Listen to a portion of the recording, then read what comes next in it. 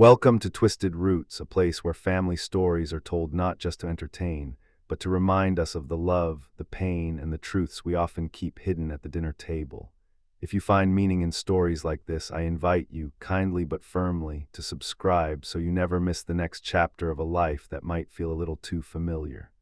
At Thanksgiving, my son-in-law said I belonged at the kids' table, but then the truth came out. The room smelled of turkey, cinnamon, and a sweetness that only comes when family gathers once a year to pretend they're closer than they sometimes are. My daughter Vivian moved gracefully between tables, her dress the color of autumn leaves, her voice soft and reassuring as she greeted the relatives who had traveled far. I had ironed my best shirt that morning, the one I wore for church and funerals. My hands, though scarred from decades of carpentry, trembled slightly as I pulled out the chair at the long dining table, the one where the adults sat, the one where the stories were told and the toasts were made. But before I could sit, a voice cut through the hum of laughter and clinking glasses. "Not there," my son-in-law said, smiling a smile too sharp to be friendly. He reached for the chair I was about to claim, sliding it back with a casual arrogance.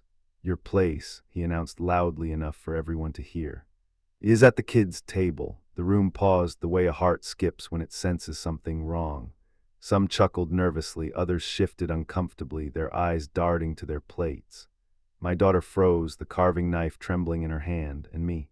I stood there, my palm still resting on the chair, as if I had just been told my years of raising her alone, of working 2 jobs, of patching shoes and paying tuition had all added up to this, a seat among children. I wanted to protest, to say something that would remind them who I was, what I had carried, what I had given.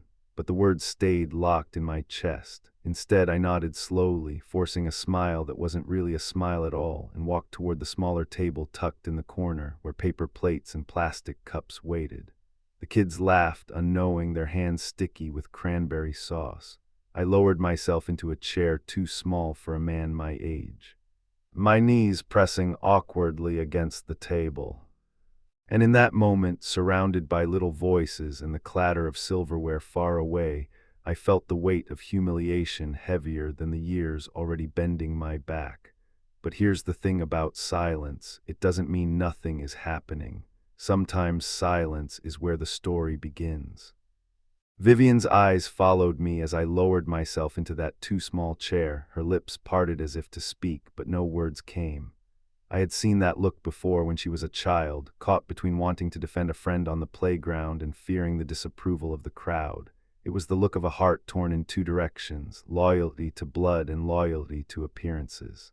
Her gaze trembled in the air, wavering between me and her husband. For a split second, I thought she might speak up, that she might put down the knife, march across the room and tell him, "He is my father, he belongs here." But she didn't. Instead, she forced a smile, small, brittle, the kind you wear to keep peace while your insides are splitting open.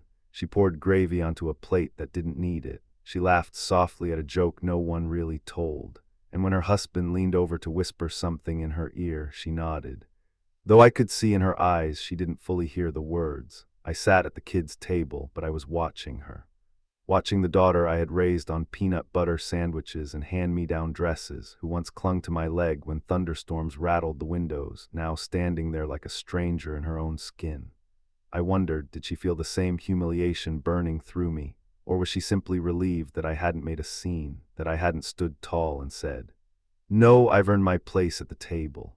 Because here's the thing no one tells you about parenthood: the betrayal you fear most isn't from enemies or outsiders. It's the quiet betrayal of a child who looks away when you need them to look back. Vivian's eyes did not look away, but they didn't hold me either. They wavered like a candle flame caught in a draft, between shame, sorrow, and something I could only call fear. And in that moment, I realized something heavy. She wasn't just afraid of me being humiliated. She was afraid of what it meant if she admitted it out loud. Afraid of what cracks might appear in the life she had built with this man, this family of polished silver and wine glasses. So she stayed silent, and her silence hurt more than his words. I reached for my fork, forced a laugh when a child spilled cranberry sauce on the tablecloth beside me, and let the humiliation seep deeper. Not into my pride, but into the hollow space where my daughter's voice should have been.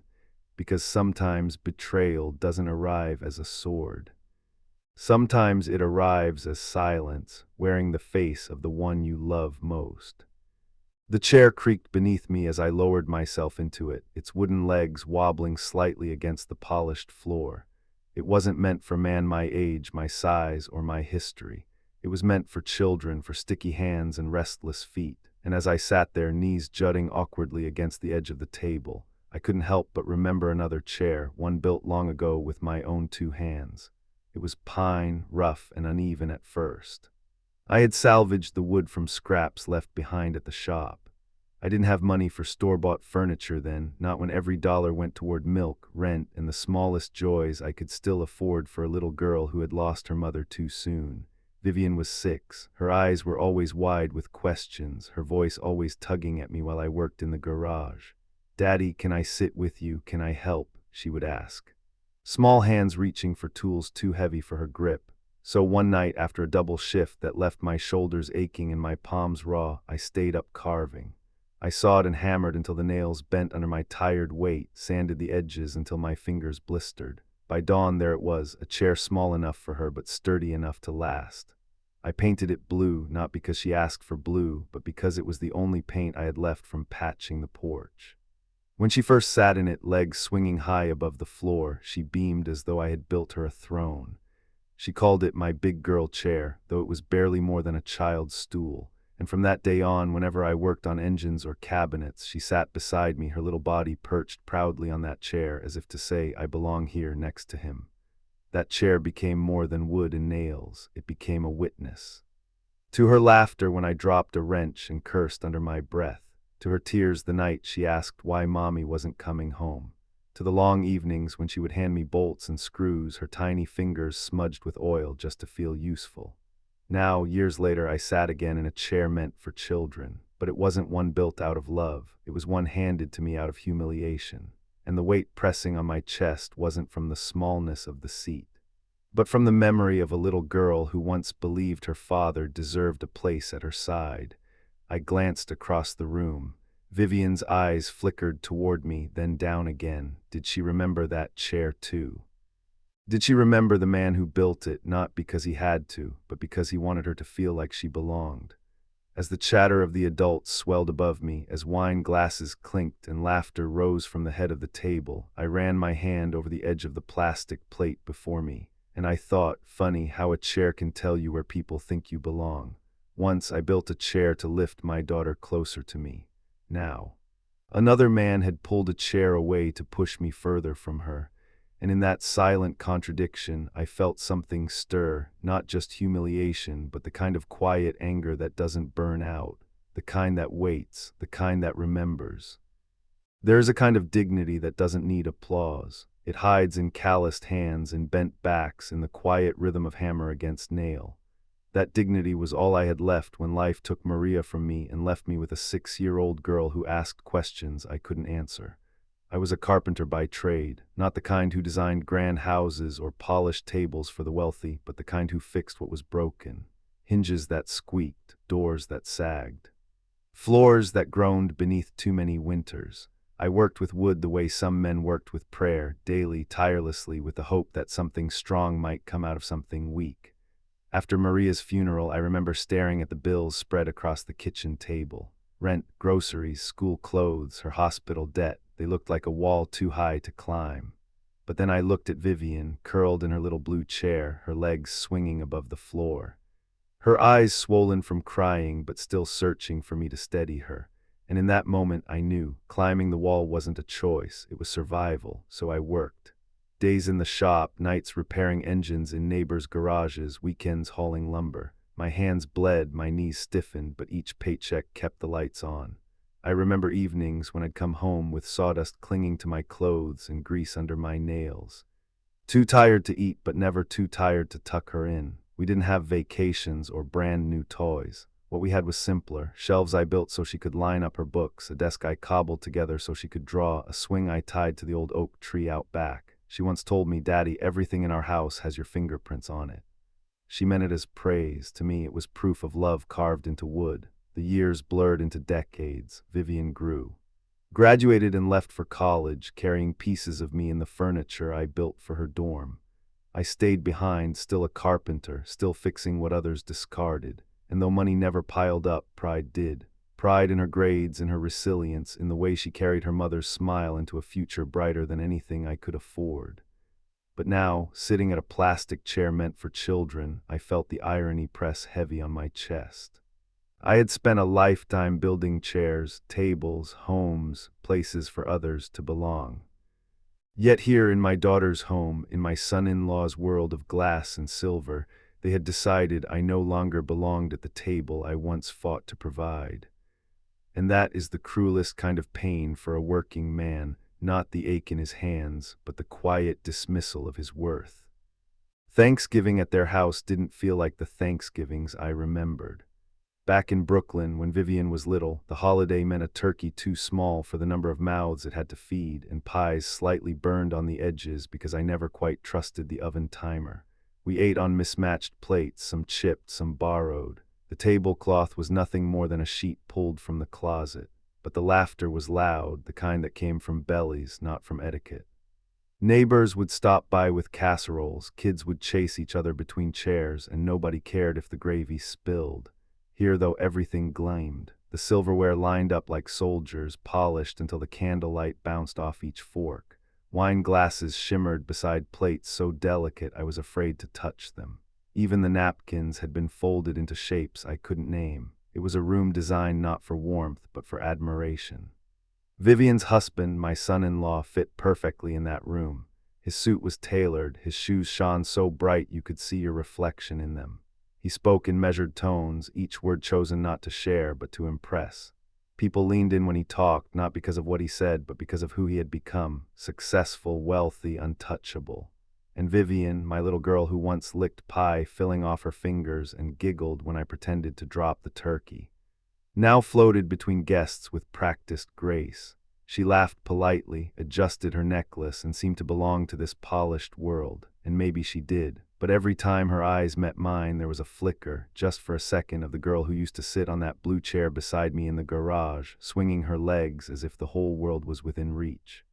The distance between those worlds stretched wider with every toast. In their world, respect was measured in property lines and job titles. In mine, it was measured in whether you showed up when someone needed you most. I didn't begrudge Vivian her life. I had worked my whole life so she wouldn't have to struggle the way I did. But as I sat at the kids' table, my knees aching against the edge, I wondered if the cost of her new world was forgetting the old one, the world that had built her.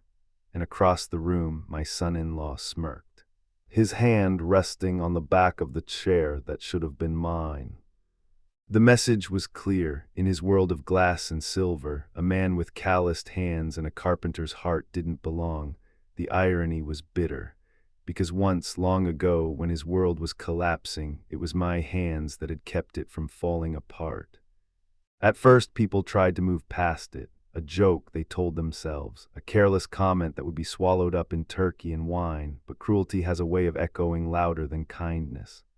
I had barely settled into the too small chair when my son-in-law's voice carried across the room again, smooth and sharp like glass. "See," he said, gesturing toward me with his fork, his smile curved in the kind of way that cuts. "It suits him, a simple man with simple stories. He fits right in with the kids."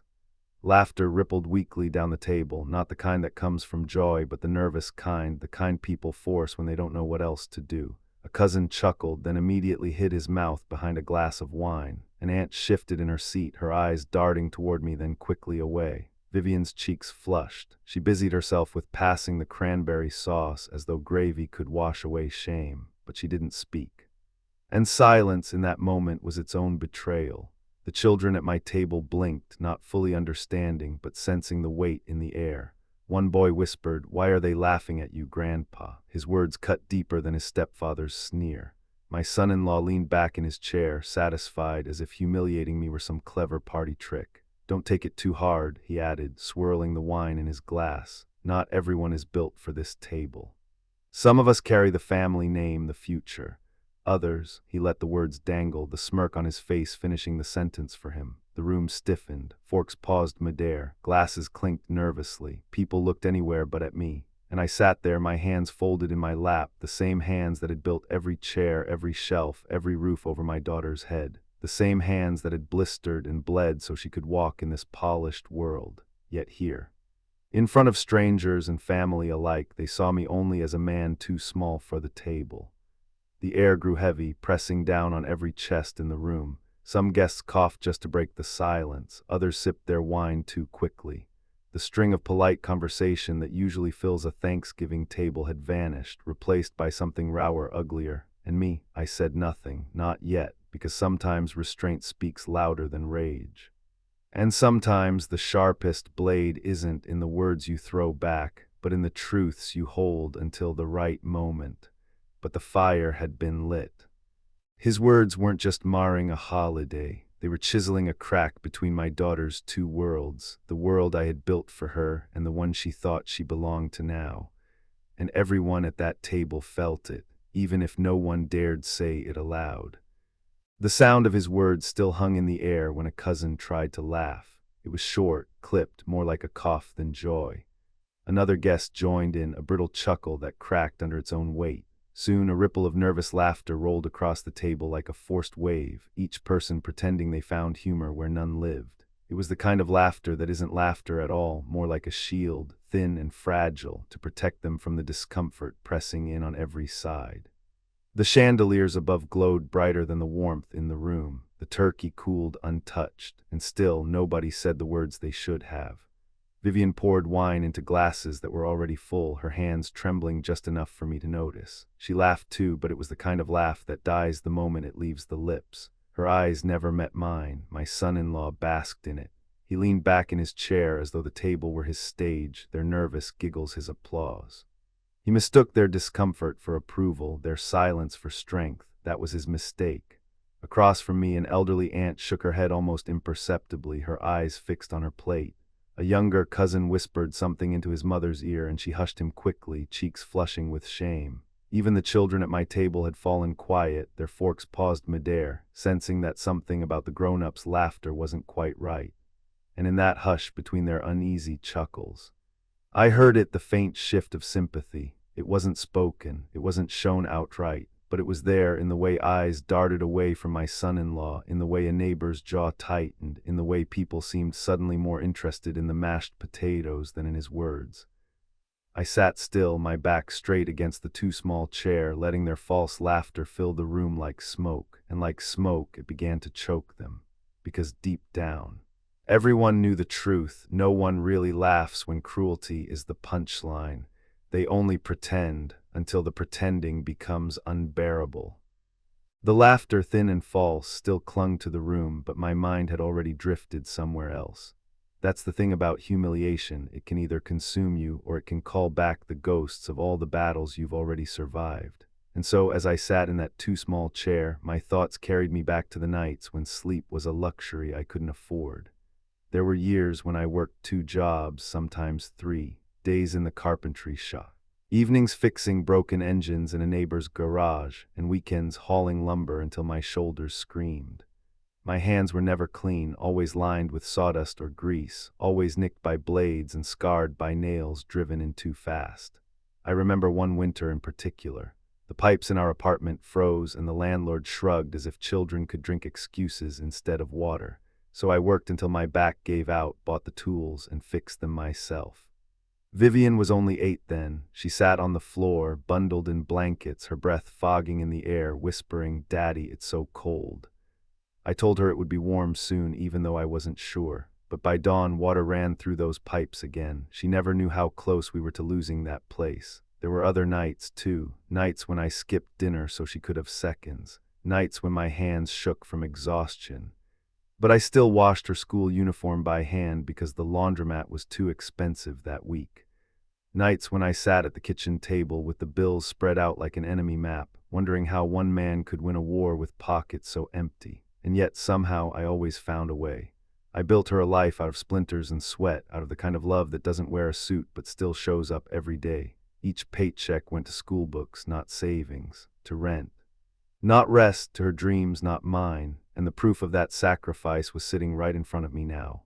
Vivian, beautiful, educated, married into a family that measured worth by credit scores and wine labels. She had the life I had prayed she might one day taste. but watching her husband smirk while I sat at the children's table, I wondered if she remembered what it had cost, if she remembered the hands that once blistered just to keep her lights on, the back that bent so hers could stand tall.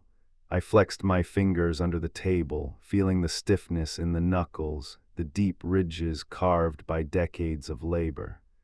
They were not the hands of a man meant to hold champagne flutes in glittering halls. They were the hands of a man who had carried his child through storms she never even saw. And yet here I was, mocked for the very life that made her world possible. But I stayed silent, because the truth about sacrifice is this: it doesn't demand recognition. It simply waits quietly, patiently, until the right moment comes for it to speak on its own. I reached into my pocket, more out of instinct than intention, and felt the familiar leather of my old wallet. It was worn thin, its edges frayed from years of being open to pay bills that always seemed too high and to buy things that were never quite enough. Inside, behind the faded ID card and a few crumpled receipts, was a photograph. I slid it out slowly, careful not to smudge the corners already curled with age. Vivian, my little girl, standing in her high school graduation gown. Her cap sat slightly crooked on her head, her smile stretching wide, radiant, unstoppable. I had taken that picture myself, standing in the crowd, sweat dripping down my back as the June sun beat down. I remember holding the camera steady with trembling hands, not from nerves but from pride. That day I had worked a 12-hour shift in the shop, wiped the grease from my hands, and hurried across town just in time to see her walk across the stage. My clothes smelled of sawdust and motor oil, but when she spotted me in the stands, she waved like I was the only person there.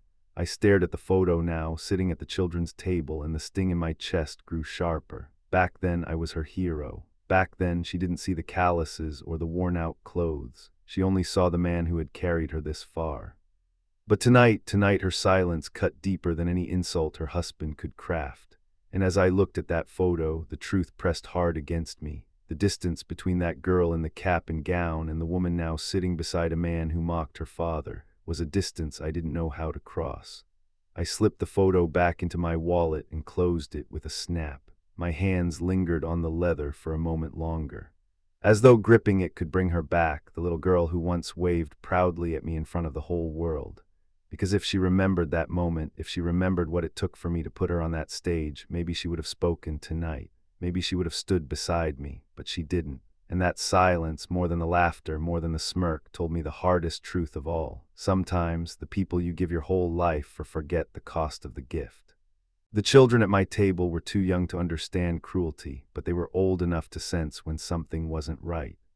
Their chatter about pumpkin pie and favorite cartoons slowed, replaced by sidelong glances at me. The grown man squeezed into a chair meant for legs still learning to run. One little boy, no more than 7, looked at me with wide, puzzled eyes. He leaned closer, his voice a whisper not meant to carry, yet sharp enough to pierce through every wall I had built. "Grandpa," he asked, "why don't you just sit with us all the time? You belong here with us, right?" It was an innocent question, simple, pure, but it struck harder than his stepfather's sneer.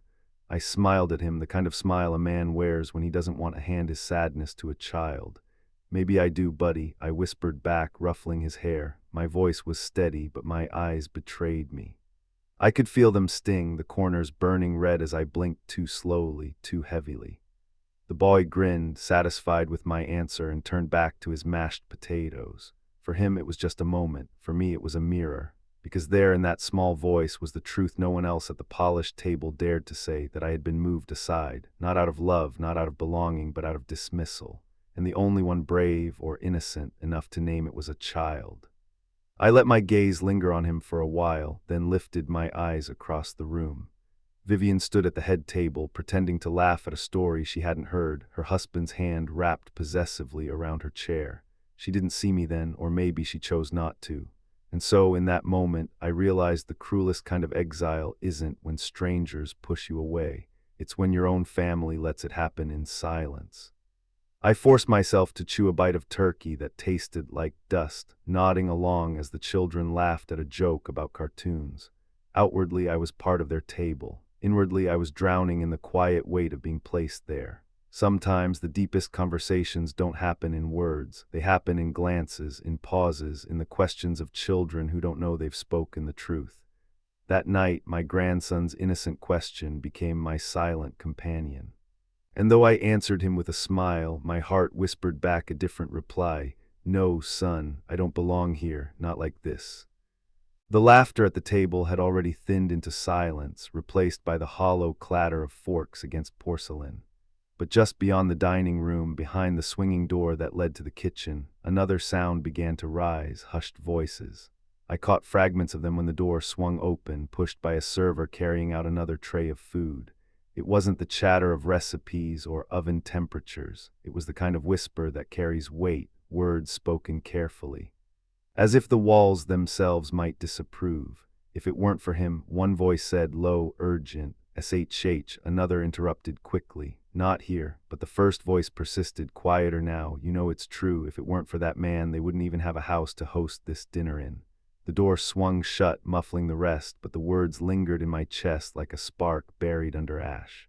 I sat still, my hands folded on my lap. While the children at my table argued about who got the last roll of bread, no one else seemed to have noticed, or maybe they had and pretended not to, the same way they pretended to laugh at the son-in-law's jokes. But I noticed, and I wasn't the only one. A cousin down the table glanced toward the kitchen, his brow furrowed. An older aunt dabbed her lips with a napkin, her eyes shifting nervously as if the truth itself had slipped into the room and sat beside her. Vivian's husband, oblivious, lifted his glass again, offering another toast to family success and the future we've built. His voice was smooth, confident, but I saw the tiniest flicker ripple across a few faces around the table, faces that had just remembered something they'd tried to forget. I lowered my gaze, pretending to cut my turkey, but inside my chest, my heart thudded slow and heavy. I knew what they were whispering about. I knew because I was there. Because it was me, years ago when this family stood on the brink of losing everything, I had stepped in. Not with fanfare, not with promises, but with action. A sacrifice made quietly without demand for thanks. A roof kept over their heads by the sale of something I could never get back. And now the irony of it pressed against me like a blade. I was seated at the children's table in the very house I had helped them keep. The whispers in the kitchen faded, swallowed by the sound of wine glasses clinking once more. But the seed had been planted. The truth had begun to stir. And secrets, once stirred, have a way of refusing to go back to sleep. The whispers from the kitchen had stirred something I had tried to bury. And as I sat there at the children's table, pretending to care about cranberry sauce and pumpkin pie, my mind slipped backward into the year everything nearly fell apart. It was a winter colder than most. Vivian had only been married a year, still glowing with the hope of a life she thought would be steady. Her husband, my son-in-law now holding court at the head of this table, had just lost his job. The market had turned. The company folded, and suddenly the man who had promised my daughter security and comfort was staring at foreclosure notices and debts piling high on the kitchen counter. I remember the night Vivian called me. Her voice cracked through the phone like glass underfoot. "Dad," she whispered, "we might lose the house." I drove through the snow before dawn, my old truck coughing against the cold. When I arrived, I found her husband sitting at the table, his head in his hands. Bills scattered like fallen leaves. He didn't look up when I walked in. Pride is a fragile thing, and his had already splintered. I said little. Words don't pay mortgages. Instead, I listened. I listened to my daughter's voice trembling with fear, to her husband's silence that spoke louder than excuses, and then without telling them, I made my decision. A week later, I sold the last piece of land I had kept from my father, an acre outside the city, nothing grand but mine. Land I had dreamed of retiring on, planting a small garden, maybe building a cabin where I could watch the seasons turn in peace. It was the last thing in this world that had felt like a future just for me. The papers were signed quickly. The money went even quicker. A check slid across their table, no explanation offered, no thanks required. I simply said, "Take care of her," and walked away. And with that money, they saved the house, they paid the debts. They rebuilt the life they are sitting in now, the life where I am mocked for belonging with the children. The irony tasted bitter in my mouth. For years, I never mentioned it, not once. It wasn't a story to tell, it was a duty fulfilled, because that's what fathers do. They give and give again, even when no one remembers the cost. But memory is a stubborn thing, and as I sat there, my son-in-law's laughter echoing through walls I had helped keep standing, I felt that old sacrifice rise within me like a ghost demanding to be seen. And the truth is, ghosts never stay buried forever. The whispers from the kitchen had died down, but the echo of them seemed to linger in the room like smoke no one wanted to acknowledge. At the head table, my son-in-law raised his glass again, flashing a grin polished to perfection. To family, he said, pausing just long enough to make sure everyone was watching him. To success, to moving forward. His words rang hollow, but no one dared say so. Forks shifted, wine glasses clinked too quickly around the table.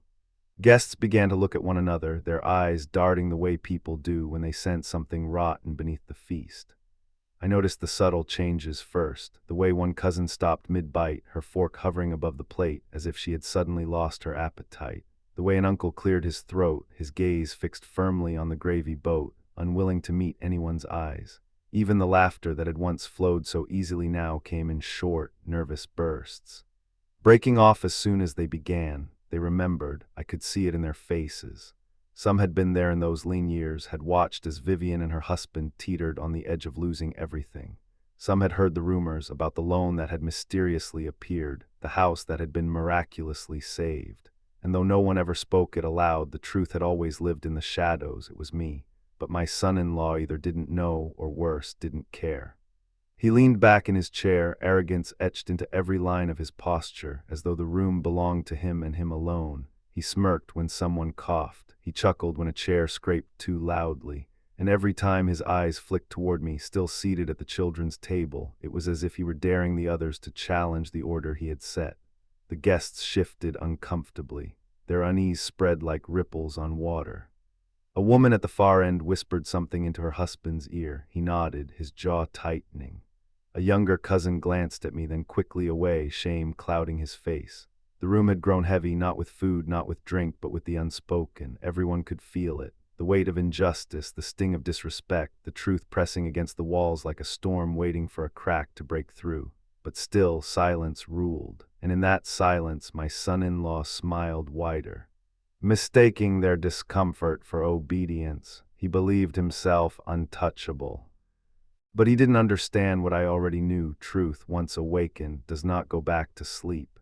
The feast continued, but the flavor had gone. Every bite was chewed with hesitation. Every sip of wine carried the taste of unease. It was no longer just my humiliation that sat at the table. It was theirs too. And the longer the silence stretched, the closer it came to breaking. Vivian's smile no longer reached her eyes. From the head table she could see everything, the way her husband leaned back smug as if he had conquered something, the way the guests shifted uncomfortably, unable to swallow either their food or their shame, the way her father sat quietly at the children's table, too large for the chair, too dignified for the place he had been forced into. And she felt the sting of her own silence. It started as a whisper in her chest, faint and ignorable.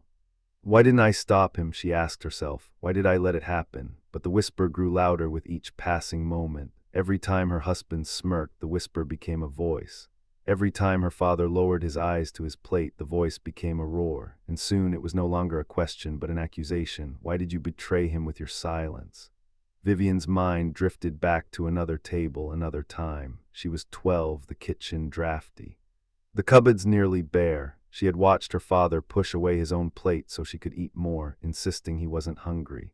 She knew it was a lie. She remembered his hands trembling from fatigue as he tied her shoes before school, his voice steady even when his body wasn't. That man, the man who had carried her whole life on his shoulders, was now being humiliated in front of her, and she had done nothing.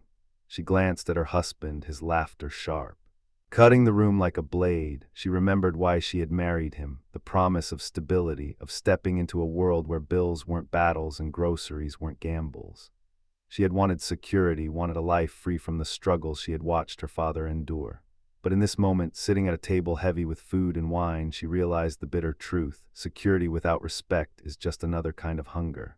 Her chest tightened. Her husband had given her comfort.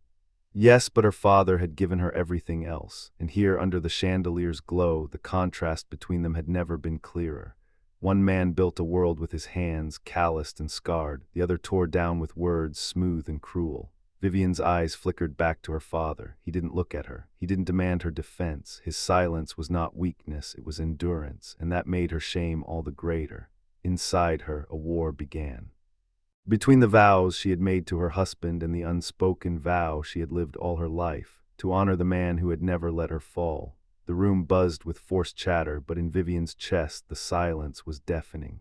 She pressed her napkin to her lips as if that thin piece of fabric could hide the storm building inside her. And then the question came, sharp and merciless, the kind of question that changes everything. If love means standing by someone, then why am I standing by the wrong man? It was the first crack in her heart's armor, a crack that would only grow. The silence inside the room had grown thick, heavier than the smell of roasted turkey and spiced wine. Guests picked at their food, avoiding each other's eyes, while my son-in-law laughed too loudly at his own jokes. His arrogance filled the air like smoke, and no one dared wave it away. I stayed seated at the children's table, my back straight, my hands folded, while my daughter's eyes burned holes into her napkin. And then it happened. From the far end of the table, a chair scraped against the floor. The sound cut across the room, sharp and startling, louder than the clinking glasses or murmured conversations. Every head turned. An older man stood slowly, adjusting his glasses with trembling fingers. His name was Mr. Harris, a neighbor from the old block, a man who had been at more family gatherings than I could count. To most in this glittering room, he was just another guest, a relic from a simpler time. But I knew different. He had been there. He had seen. For a moment he didn't speak. He just looked at me, then at Vivian, then finally at the man sitting smugly at the head table. His lips pressed into a thin line, as though he were holding back words that had been waiting years to be spoken. "I can't sit here any longer," he said at last, his voice low but carrying through the room like a steady drum. "Not after what I've heard tonight." The chatter died instantly. Forks froze midair.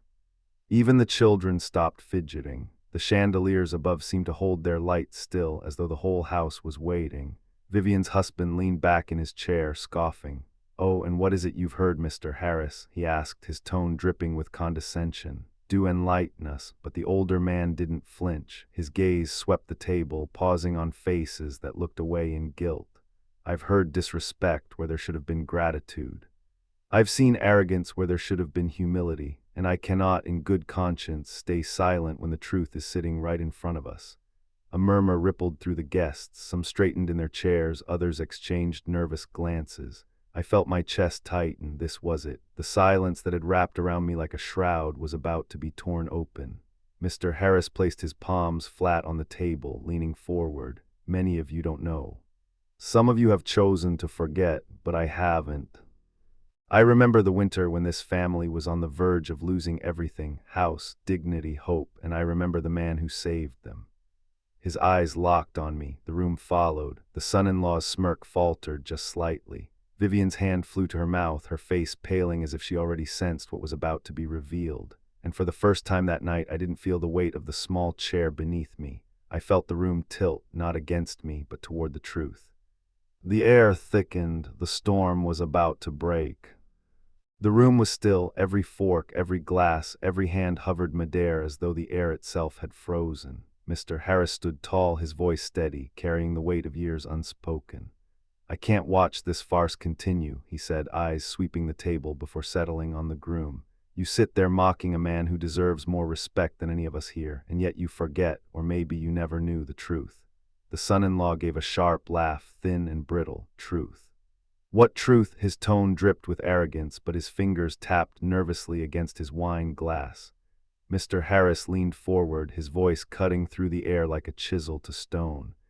"Many years ago, when this family was on the edge of ruin, when the banks circled and the debts piled so high they could crush you, this man," he pointed directly at me, "was the one who saved you, not with words, not with empty promises, but with sacrifice. He sold the last piece of land he owned, the only inheritance from his father, and gave you the money so you could keep your house, so you could survive." Gasps rippled across the room. Forks clattered against plates. A woman at the far end covered her mouth with her hand, and Uncle muttered a prayer under his breath. Even the children went silent, their wide eyes darting between me and the head table. Mr. Harris's voice grew stronger, fueled by the silence that begged him to continue. If it hadn't been for him, this gathering tonight wouldn't exist. You wouldn't be dining in this house. You wouldn't even have a house to sit in. And yet here you are, mocking the very man who gave you everything. All eyes turned to me. I sat still, the photograph of Vivian in my wallet pressing faintly against my chest like a heartbeat. My silence wasn't denial, it was confirmation. Vivian's face went pale. Her lips trembling, she looked at me as if seeing her father for the first time in years, not just the man who had tucked her in at night, not just the man who built her swings and shelves, but the man who had given up his own future so she and her husband could have one. Her husband, meanwhile, shifted uncomfortably. His smirk had vanished, replaced by a stiffness around the jaw. He glanced around the table, searching for someone to laugh, to break the tension, to shield him. No one did. The chandeliers above gleamed cold light on his face, revealing every crack in his polished facade. And for the first time all evening, the silence was no longer my burden. It was his. The room had turned. Respect no longer flowed toward the man at the head of the table. It flowed to the man seated among the children whose calloused hands had carried the weight of a family that had chosen to forget. The truth had stepped into the room, undeniable and uninvited. And once truth arrives, it does not leave quietly. At first there was silence, the kind of silence that falls heavy, like a curtain dropping in the middle of a play. Forks hovered midair, glasses were left untouched, and every eye darted nervously between me and the man still lounging at the head of the table. And then, like the crack of ice splitting on a frozen lake, the room broke. Gasps gave way to murmurs. A cousin leaned across the table, whispering fiercely to his wife. An aunt shook her head in disbelief. Pearls rattling against her chest. All this time, she muttered, we never knew. Others weren't as quiet. My God, someone said aloud, he sold his land for them. If that's true, another voice added, then everything they have, this house, this life, came from him. The murmurs grew louder, weaving together into a current that swept across the table. Guests turned in their seats, no longer trying to hide their glances. Their eyes landed on me first, some wide with shock, some soft with respect, before shifting back to my son-in-law with something sharper, disdain. And disdain is a poison no man can withstand under the eyes of a crowd. He felt it. I saw it in the way his hand tightened around his wine glass, the way his jaw clenched as whispers turned into open stares. For the first time all evening, he wasn't in control. Vivian sat frozen, her bouquet of napkins clutched in trembling hands, her eyes brimmed with tears. Darting between her father and her husband, her heart caught between gratitude and betrayal.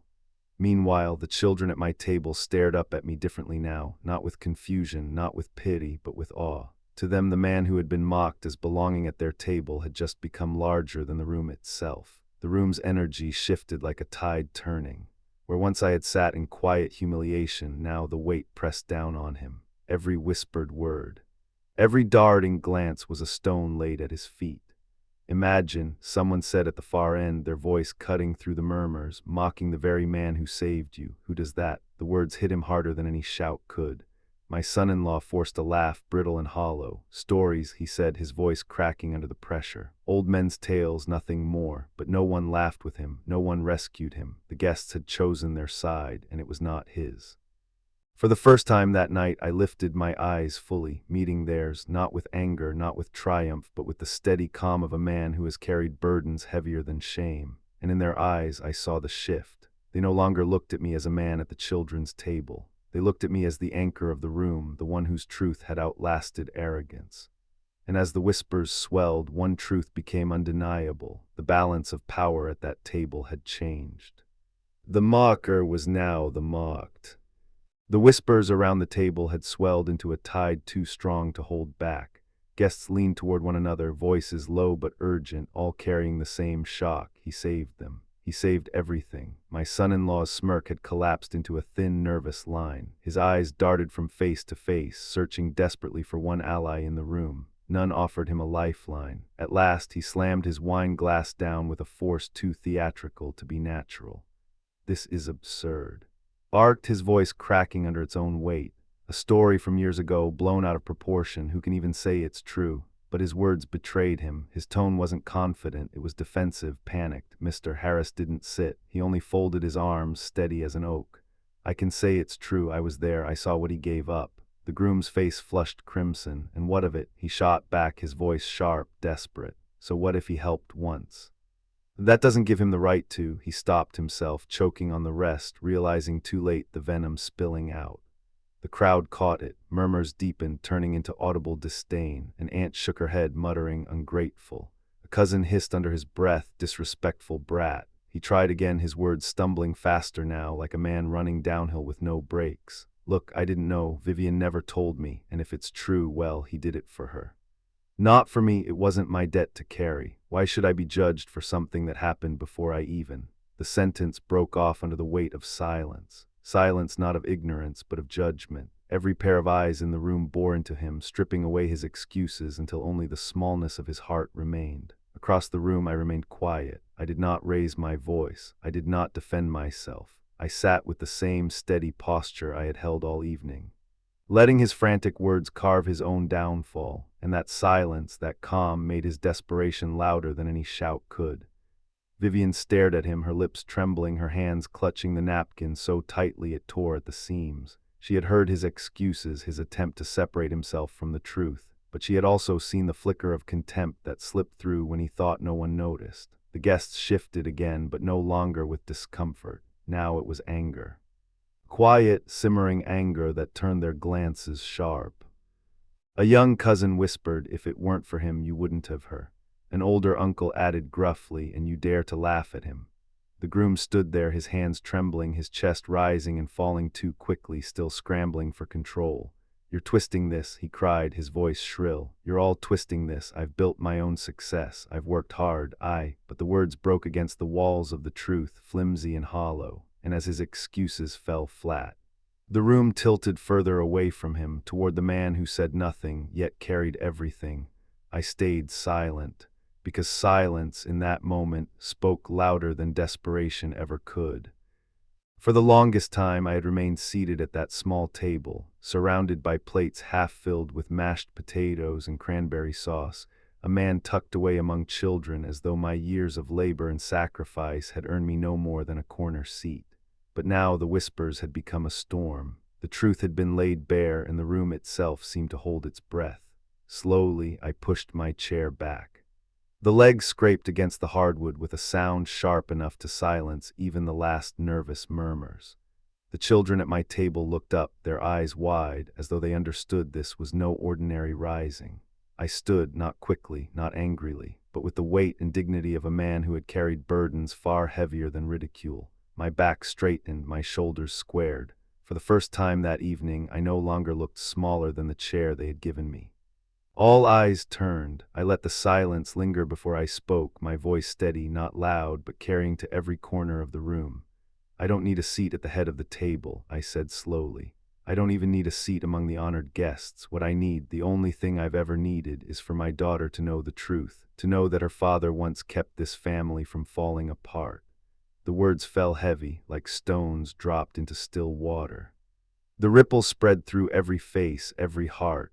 Vivian's eyes filled, her lips parting but unable to form words. She looked at me as though a veil had been lifted, as though the father she had nearly forgotten was standing before her once more, not bowed, not belittled, but unbroken. My son-in-law shifted uncomfortably, his hand tightening around his glass as if it could anchor him in a room that no longer belonged to him. His smile faltered, replaced by the raw edge of panic. But I didn't look at him, I didn't need to. My gaze was fixed only on my daughter. "You've built a life," I continued, softer now. "A life I prayed you would one day have. I never asked for credit. I never wanted recognition. All I ever wanted was for you to be safe, to stand tall, to know that when the storms came, your father had already broken the wind for you." The chandeliers above caught the glisten of tears in her eyes. "I don't need this table," I finished, gesturing slightly toward the gleaming feast, "because the only seat I have ever cared about is in your heart." For a moment, the room was silent again, not heavy now, but reverent. Vivian rose from her chair at the head table, her napkin falling soundlessly to the floor. Her steps were slow, unsteady at first, but her eyes never left mine. And as she crossed the room toward me, the balance of the evening shifted for good. The moment hung in the air like a held breath. I had spoken, and for a heartbeat the room was still. But then, like a spark catching dry leaves, the silence broke. It began with one pair of hands, a slow, deliberate clap, then another. then another, until the sound swelled into a wave of applause that rolled across the dining hall, shaking the chandeliers above. People rose from their seats, one by one, then all at once. Aunts, cousins, neighbors. Even old friends I hadn't realized were there, all stood, their faces wet with tears, their voices carrying words I had never expected to hear. He's right, that man saved this family. We owe him everything. Some clapped, others wept openly. One elderly uncle pushed back his chair and shouted, "Shame on you," pointing a trembling finger at the groom whose face had drained of color. The applause wasn't just for me, it was against him. Every cheer, every tear. Every word of gratitude was also a judgment, a verdict rendered not by a court but by a community that knew deep down where respect belonged. And then through the noise, Vivian moved. She rose from the head table, her chair scraping back with a sound that silenced even the clapping. Her eyes were red, her hands trembling, but her steps were sure as she crossed the distance between us. When she reached me, she didn't hesitate. She collapsed into my arms. Sobbing so hard her whole body shook, her voice cracked against my shoulder, broken by tears. "I'm sorry, Dad," she whispered, then louder, with a desperation that pierced the room. "I'm so sorry, forgive me." I held her close, my hand cradling the back of her head the same way I had when she was a child afraid of thunder. I didn't say "I told you so." I didn't need to. I only whispered back the words that had carried me through every sacrifice, every long night. Every silent burden. "You'll never need to apologize for being my daughter. I'll always be here." The applause rose again, stronger, rower, a chorus of affirmation. Guests wiped their eyes, some nodding in agreement, others clapping harder as if to drive the point home. The father's dignity had returned and the groom's mask had shattered.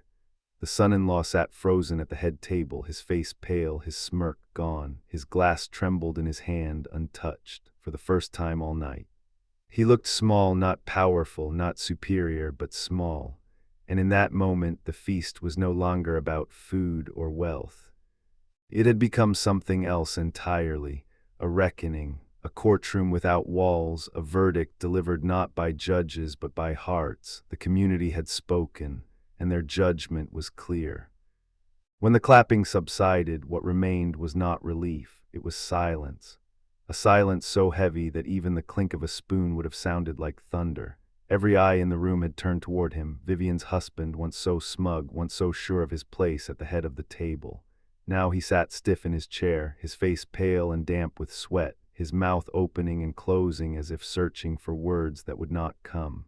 He tried once. Weakly, this is ridiculous, but the words broke off, starved of conviction. He looked around for allies, for someone to nod, to laugh, to save him from the suffocating silence. None came. The guests didn't need to shout him down. Their silence was louder than fury. Their eyes, sharp with disdain, were more cutting than any accusation. Each glance was a verdict, each a reminder that arrogance had no refuge once truth had been spoken. Some shook their heads. Others crossed their arms. A few simply looked away as if his presence no longer deserved acknowledgement. For a man who had lived on admiration, the absence of it was its own kind of death. At the far end of the table, a cousin whispered just loud enough for the air to carry, "He has nothing left to say." The words landed like a gavel. Meanwhile, I remained standing, not triumphant, not boastful, just steady. Vivian clung to my arm, her tears still wet on my shirt. Our hands found each other and locked, her grip desperate, mine unshakable.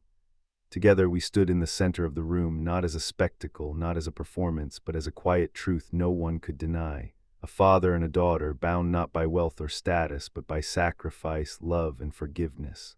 The chandeliers glittered above us, casting light that no longer illuminated him, but us. For the first time all night the room felt warm, not because of the feast, but because dignity had reclaimed its place. The groom shrank in his chair. His world of charm and manipulation had evaporated, leaving only a hollow man surrounded by eyes that no longer admired him but judged him. He shifted, coughed, stared down at his plate, but nothing could soften the weight of the silence pressing in on him from every side. It was a trial without a jury, a judgment without a gavel, yet the sentence was clear. He was guilty of arrogance, of disrespect, of forgetting the hands that once lifted his world. And the punishment was not prison nor fine, it was isolation.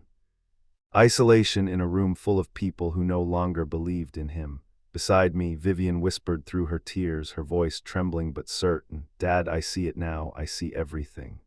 I tightened my grip on her hand, and together we faced the room, not in pride, not in victory, but in the quiet strength of love that had outlasted humiliation. The verdict had been given, and it was final. The feast did not end with laughter or music. It ended with silence, yet not the silence of shame this time, but of reverence. I released my daughter's hand only long enough to pull out her chair, guiding her gently back to her seat. Then slowly I turned to the rest of the room. No words were needed. My silence carried more than speeches ever could. I stepped away from the children's table, the place I had been banished to at the start of the evening, and walked toward the door. But this time heads did not turn away from me. They turned toward me. People rose from their seats as I passed, some nodding, some bowing their heads, some with tears streaking their faces. It was not applause now, but respect, quiet, deep, unshakable. For once I did not feel small. At the doorway I paused. The chandeliers glowed above, the table glistened with half-finished dishes, and behind me sat a family forced to reckon with truths long ignored. I looked back just once. My daughter's eyes found mine, shimmering but steady. She mouthed two words I would carry forever: "Thank you." And in that moment I knew the evening had not been about humiliation but revelation, not about losing my place at the table, but finding my place again in her heart. I stepped into the cool night, my breath visible in the November air, and as the door closed softly behind me, a thought lingered, not just for me, but for anyone who might one day sit in a chair too small for the life they've lived. Respect is not measured by the chair you sit in, but by the life you've lived for others. Clapperboard, and if this story touched you, I'd love to hear your thoughts. What would you have done in that father's place? Leave a comment below. I read every one of them. And if you want more stories like this, full of family, sacrifice, and unexpected truths, don't forget to hit subscribe. Your support helps these stories reach more hearts just like yours.